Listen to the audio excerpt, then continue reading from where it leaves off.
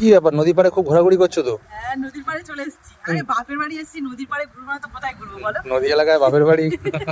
হ্যাঁ, সুন্দর একটা প্রকৃতির দৃশ্য এবং প্রকৃতির হাওয়া, মানে কি বলবো, এখানেই মানে বসে থাকতে ইচ্ছে করবে।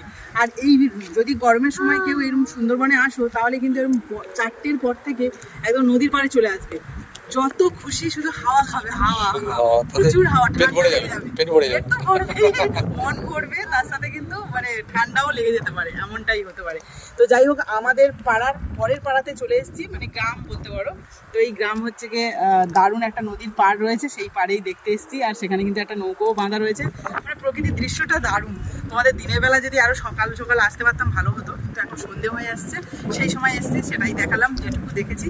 তো চলো আবার নতুন একটা জায়গায় যাবো, সেখানেও দেখাবো কি দৃশ্য রয়েছে।